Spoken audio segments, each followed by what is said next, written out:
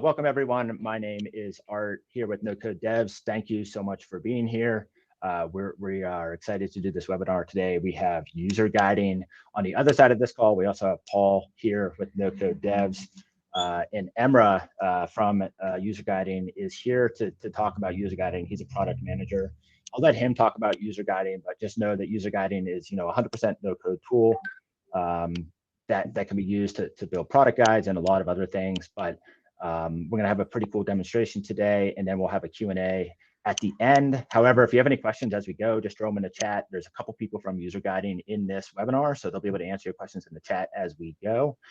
And be sure, if you're on the live call, be sure to stay till the end, because for the live users on this call, we actually have a discount code at the end that you'll be able to get a discount to user guiding if you stay on the call. That won't be available to the recording users. So anyway, let's go ahead and get started. I'm going to go ahead and pass it off to Emra. Thanks again for being here. So thanks, Paul. Thanks, Art. So I want to welcome all of you guys to this webinar, and I'm gonna go ahead and start off. So my name is Emra Aydin, and I am currently based in Istanbul, Turkey. And so I just want to talk about a little bit about myself. I watch a lot of sports, and any kind, it doesn't matter, whatever is on TV, I watch it. And whenever I have free time, I also play video games. And lately, mostly I've been playing FIFA. So, and I also coach in the past here in Turkey. I coached youth American football. And maybe the most important thing that I always love to mention about myself is my favorite food. It is pizza margherita. And so today I will be giving you guys a good overview of how, as a digital product company, you can significantly increase your product adoption. So we actually, I want to give you a little bit of background of how this webinar came to be. We saw Paul's video review of our tool UserGuiding and got in touch with him afterwards. So during our conversations with him, we were interested in the fact that Paul wasn't aware that complex onboarding materials could be easily created without ever needing to code anything. And this actually gave us an idea to have this webinar with the No Code Devs community, with you guys, to share that there is a much easier way to have great user onboarding experiences on your products. So here is today's agenda. As you can see, we'll start with what is user onboarding and why does it matter. Then we'll move on to how does onboarding relate to product adoption. And finally, I'll be going over using a no-code user onboarding tool, UserGuiding.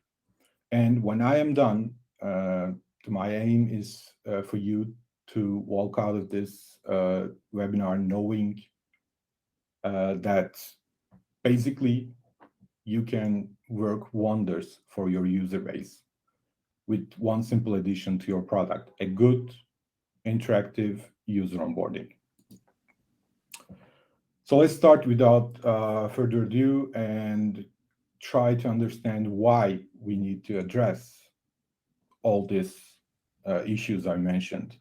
And we'll start with 3 stats that I think are crucial. The US companies lose around $1.6 trillion per year in revenue due to churn. So it's not big news, but that number you see here is sure a whopping number. My question here is why? Why does this happen? And we'll try to answer that question going forward. And the reason this number is so high is mainly because of 2 things. The average conversion rate for software as a service products is 2.5%. And the average user churn for SaaS companies is 83%. Well, that means basically if 200 potential customers interact with your product, only 5 of them actually become your paying customers. And then you unfortunately proceed to lose 4 of them in about basically a year or year and a half. So, well, after seeing those rates that I've just mentioned, $1.6 trillion may not seem too big of a number anymore, but we still need to diagnose the problem here. The problem is that we can define the problem as what makes customers churn after using your product.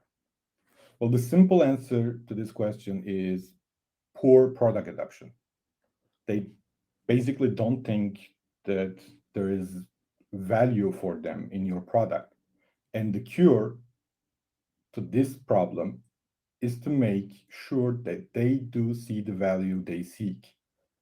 And to do that is to have better user onboarding. So what is user onboarding exactly? Well, if you ask me, Samuel Hulick, founder of the User Onboard, has the most refined and satisfying definition here. User onboarding is the process where you improve the chances that users will be successful when adopting your product. So basically, based on this definition, if I were to define user onboarding, I would say that it is every UX element in your product that helps guide your users to success and value and keep them away from churning. Well, now, in case you're not quite sure what those UX elements are, let's take a look into a popular platform and its entire onboarding process as an example. Well, here I've got some glimpses from the first user onboarding of the popular communication tool Slack. Well, let's divide this process into 3 parts: the sign-up flow, the primary onboarding, and secondary onboarding. Well, as you can see here, the first comes the sign-up flow, where users can be segmented. Here, Slack asks here in this flow, Slack asks me about my team and what we are currently working on and the people I want to invite to my workspace. But of course, this sign-up flow can differ depending on the product type. It can, for example, ask about your use case, like Evernote does on the left image. Or it can ask you about your proficiency level, like in Lemlist's case in the middle. Or in Netflix case on the right, it can ask you about your interests. Well, in this step, it's all about function, basically. But let's now get back to Slack and go inside the app. Next, we are looking at the primary user onboarding patterns, and Slack here prompts us with tooltips, product tours, and models.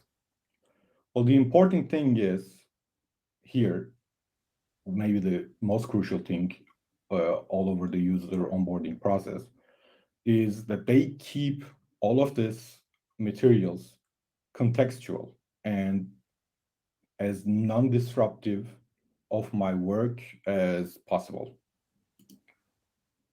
But the onboarding process doesn't stop there. We're not finished yet. Slack has more onboarding elements for me as secondary onboarding patterns as we go deeper into our product journey. Well, like empty states, or microcopy, as you see. Well, looking at all these, you can see that Slack aims to do three things. The first one is leading users to take key actions where they go. So here, the where they go part is the most important part, because uh, it is basically the definition of contextual onboarding. They're not confusing you right out of the gate by taking you places where you simply don't need to go yet. And the second aim is not disrupting the workflow or the learning pace of the users.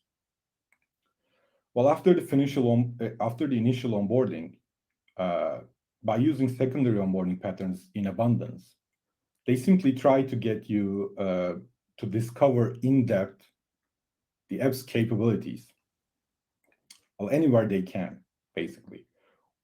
And they do it by using smaller helper materials, such as microcopy, hotspots, or empty state management. Well, their last aim is keeping the cycle moving with new pieces of onboarding each time.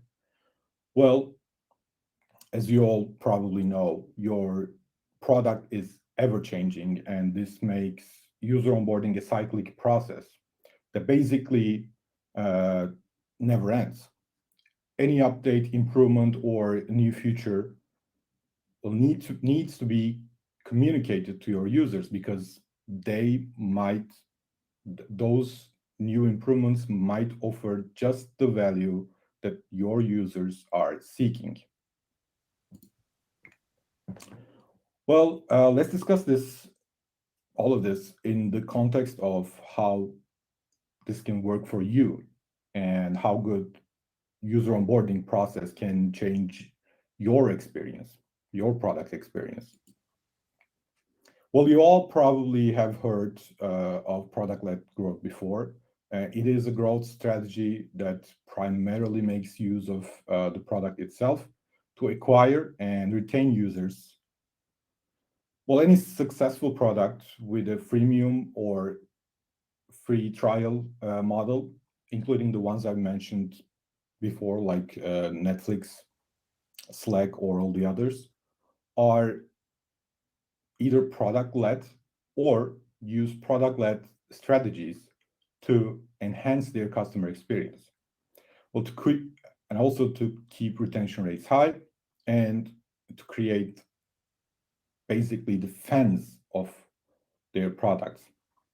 So in short, well, in order to be product-led, you need to set your product in such a way that it will basically market and sell itself. And a good user onboarding is one of the most crucial elements in achieving just that. Well, let's see exactly how. Well, we talked about how a full-fledged user onboarding lets your users experience your product even before becoming paying customers, from the very start of their journeys. This means that you can onboard your users to your product without hand-holding them through the whole process. And in fact, by doing so, you will be more likely to retain them for a very long time. Well, let's look at an example here. The Citizenshipper, it is an online and mobile shipping marketplace that helps connect people who need things shipped locally or long distance with people who can actually do the shipping. Basically, it's like Uber for shipping.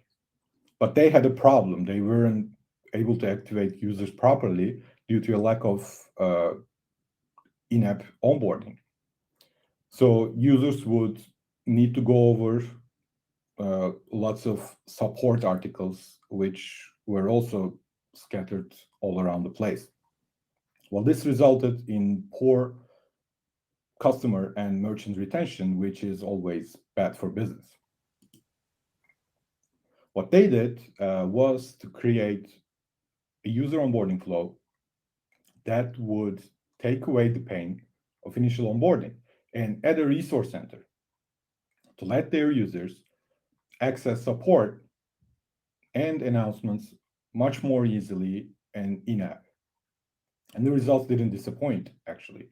Well, they've seen a 25% increase in their activation rates, and all thanks to better user onboarding. And that's just one way to make use of user onboarding.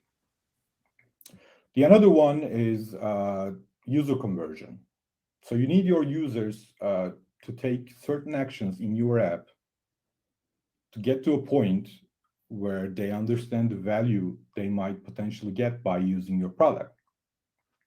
Well, the so-called aha moment, if you will.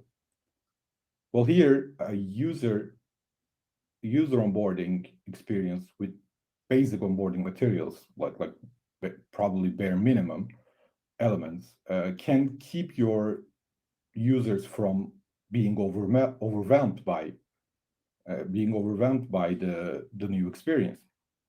But you also need to convince them internally to keep using the product, because gradually learning every corner of a new product, learning the ins and outs of the product, and finding constant value in it is eventually what creates loyal paying customers.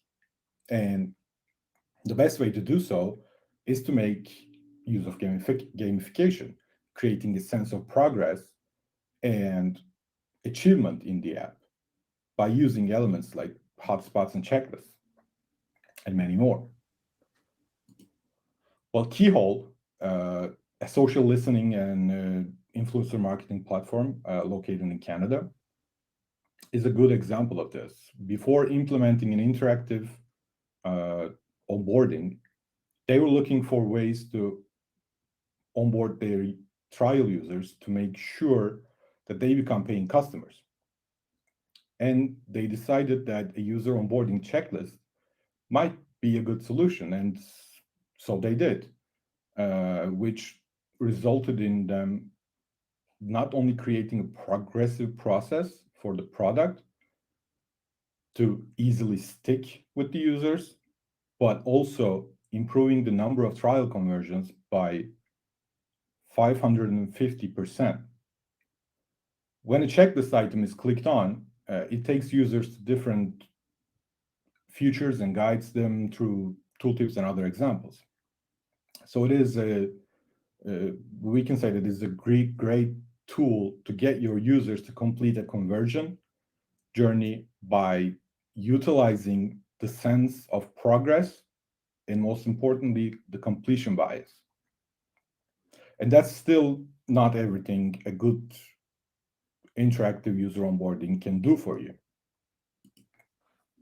Well, so far, we know that a good onboarding can help users proactively learn your product and reach their aha moments. Then get them to become paying customers through gamification and progressive processes. But it can ease the pain of increasing support tickets of a scaling business as well, which is a big headache for most of scaling businesses. Well, through using interactive in-app onboarding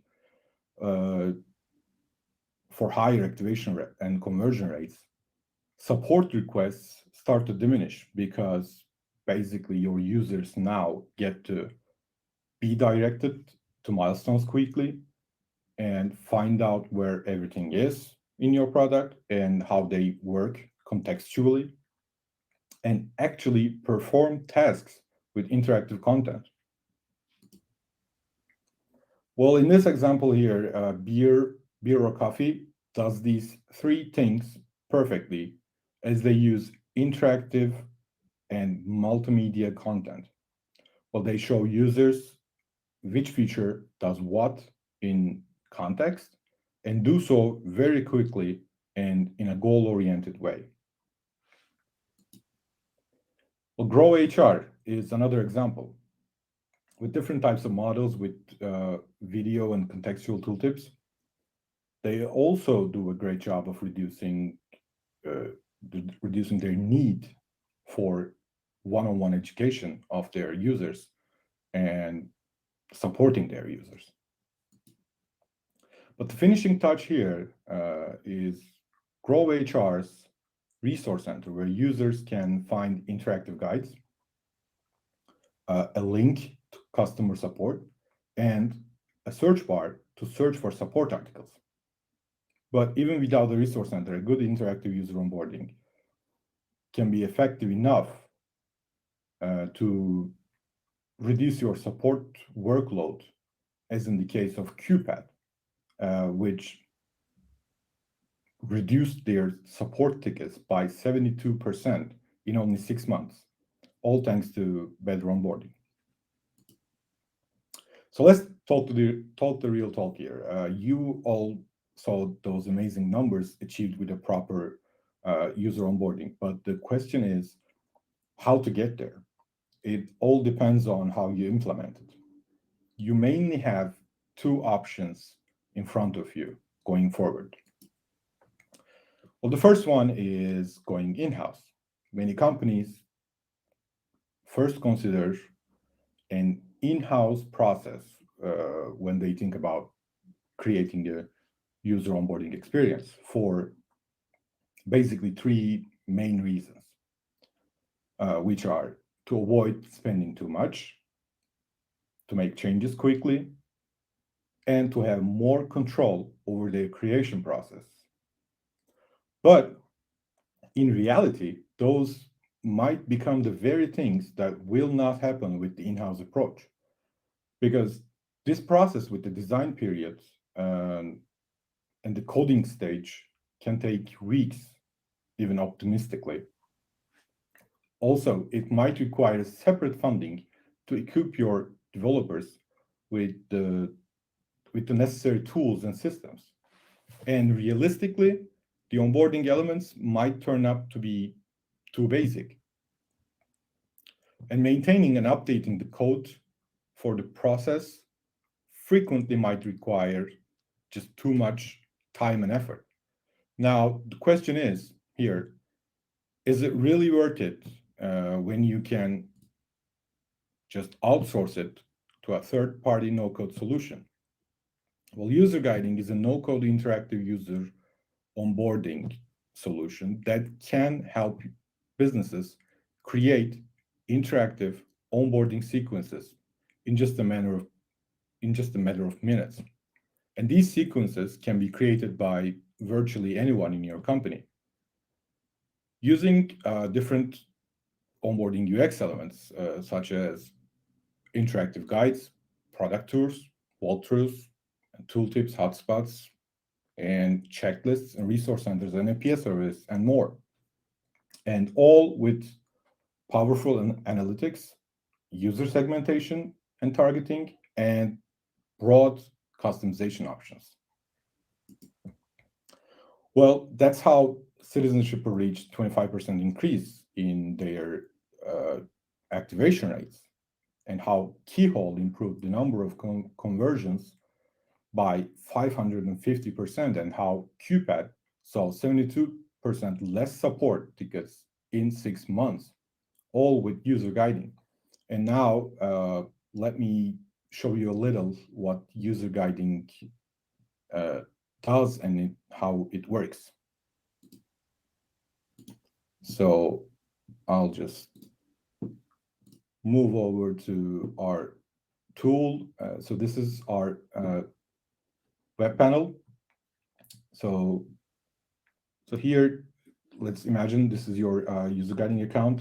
So here we got all these types of different content types, and let's just see what a guide looks like and how you can basically edit it and use it.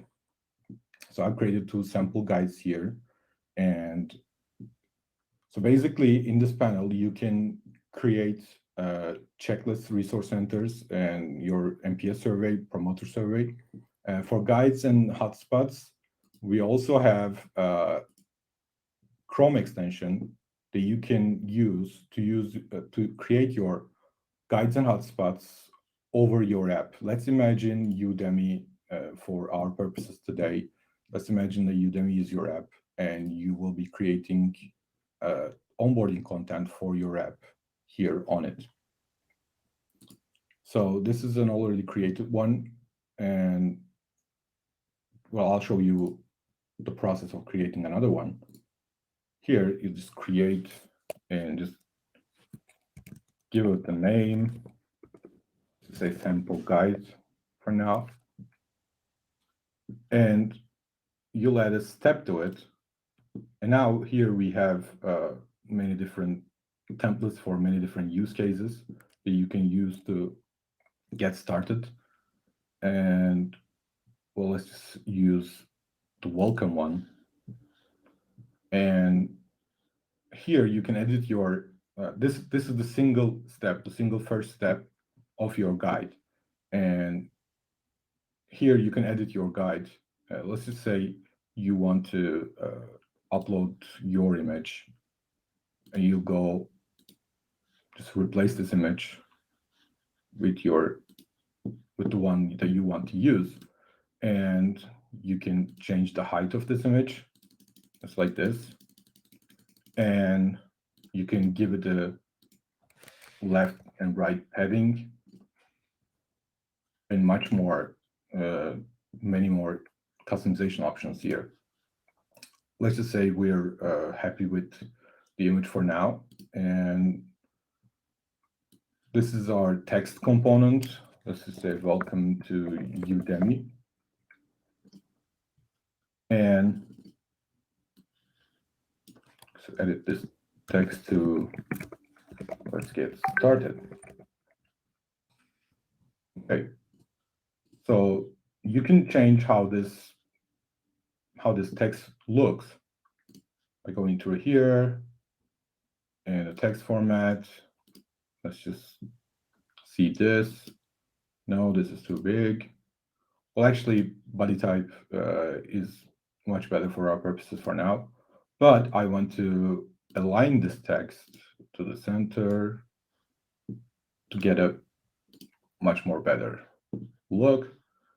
There you go. So your first step is basically done, and then you save. And then you can preview how it will look on the live experience through here. And this is basically how you create without ever needing to use any code, how you create a onboarding material. And let's just say we want to add another step to it. We'll go, let's create from scratch. For this time, for this step, we won't need a image component. So I'll just basically delete the component. Instead, what I want to do is to have a video in this step.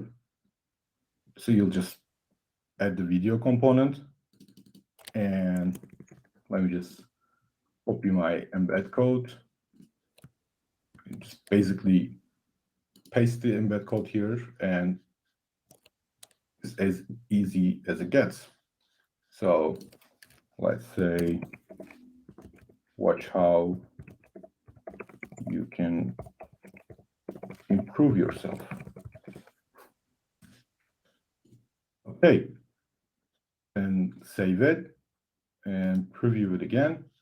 And this is how it will look. And you can also highlight some elements and some actions on some elements on the page to get your users to take some specific actions. And let's add another step for that. So now we'll move on to the tooltip type, and we'll add a tooltip to this, let's say, this search bar. So you'll just basically select the search bar to highlight, and let's say search for your interests and save it and preview it. And just like this, you'll be able to highlight the action that you want your users to take on your product.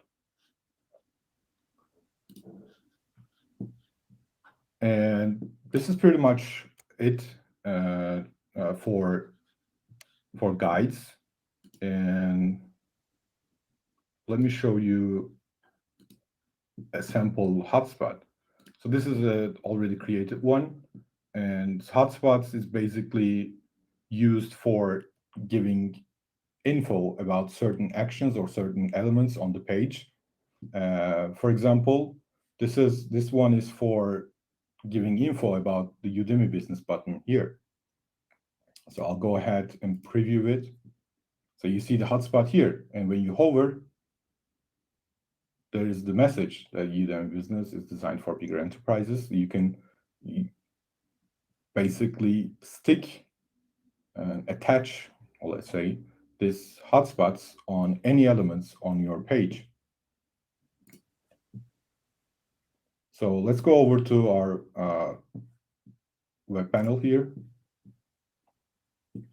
And so there's also checklists that I've already showed you in my presentation. And the checklist is basically a collection of guides or other URL type items that you want your users to complete in order. So this is a sample checklist. So you create your checklist here, you give it a name, a subtitle, and you basically add items, any type of any number of items you want to have on your checklist. And this is the welcome guide that we have created. This is another sample guide that I've created before. And this is a URL item that will basically work as if a user clicks on the item, it will redirect the user to the URL that you want. So, and also here are the customization options for checklists. And again, this is all no code, and this checklist is all customizable without ever needing to code anything. The colors here and the height and width of the checklist, the font that we use in the checklist, and its launcher here, the checklist launcher that you can have on your product is all customizable with the logo and the colors and the text. And it's also its placement. So let's see how this all this material looks live on the app. So here, let me just refresh it. And once anyone logs in to the Udemy app, we welcome it with this guide. So we welcome the new user with the guide and show her the video of how they can get value of this out of this product and the next steps of what they want to achieve. And here is our checklist that I've already completed all the tasks before, but you can still, even if the tasks are already complete, you can still keep it on the dashboard in case any of your users need some help again. So let's trigger this guide from the checklist. And this is another guide that basically promotes some other feature of your product. So as you can see, the categories button, you can browse through categories here. And this URL item is basically taking you to a place that you want your users to complete certain actions at. So this one will take me to the Udemy business site to basically promote this other feature of Udemy. So, and also, once you create, these are just the 2 or 3 types of materials that you can create with user guiding. We also have resource centers and promoter survey as well. Resource center is basically a collection of all the guides and checklists and all help articles and all other help materials that you want to offer to your users, all in one place, and always on in-app help center, if you will. And let's just say you've done all this, you've created all the material that you think you need, and then but you want some certain type of materials or certain materials to be able to shown to only certain segments of users. And this is also possible to do with user guiding without ever needing to code anything. You just go to your users page, and here you can actually, these are all your users. These are sample users for now. And you can filter your users according to based on their attributes. And let's just say their language contains English. And now it's filtered to only the ones that their languages are basically containing English. And also add another filter. Let's say these are all default attributes that we offer you. And you can also filter your users based on their user guiding material engagements. Let's just say the guide we created earlier. The users that has completed our welcome guide here. And then now you can basically save this as a segment and then assign this segment to any type of material to be shown to that segment only. That is pretty much all about I want to show you about our product. Thank you. We've got a couple of questions in the side bit in the chat, if that's okay. What's that? We've got a couple of questions in the chat, if that's okay. We've got one question: are we able to add other languages? Yes. Well, actually, our default attribute works with the browser language, so you'll be able to use all the browser languages that are available. You'll be able to use all of them for segmenting. But if you are keeping your language attributes separately for your users, you can send those data to us as a custom attribute and then use those attributes. It doesn't have to be just languages. It could be anything that you are keeping about your users, and then send those attributes to us, to our side, and then use those attributes, utilize those attributes to create segments based on them. Brilliant. All right. So we've got other question is this for mobile apps too, or just a Chrome extension? For now, it's for web apps only, and so our materials will only work on browsers. We do offer, to an extent in beta, let's say, mobile support, mobile browser support. But for now, we are not offering any mobile app support. Okay. We've got one here saying, how do you publish your user guiding to make it visible on live page? I think you covered that at the end, didn't you? If I remember rightly. Well, not exactly, but it's actually you're just we are giving you a code snippet to install on your page. You can either install it on the source code of your page, or if you are using a Google Tag Manager, you can use the Google Tag Manager to install our user guiding code snippet on your page. Yeah, I remember doing that myself, actually thinking about it.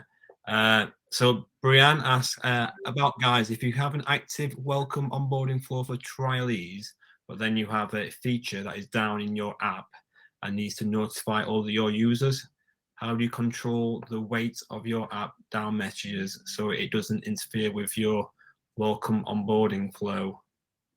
So it's a great question. You are able to, just like I mentioned about segmenting, you can utilize those segments so that some of your content will only show to your trial users, and all the other contents will only show to your current subscribers. And also, you can also utilize our page targeting if that's applicable in your case, which is setting up rules, URL rules that you want that specific material to be shown on. Does that make sense? Yeah, it makes sense. Yeah, so that's, if any more questions, please let us know. Yeah, segmenting is really good. That's what. So I use this to build one for no code devs for a video, and it's so easy to use. I thought it was really cool. Any more questions? Doesn't seem that way. If we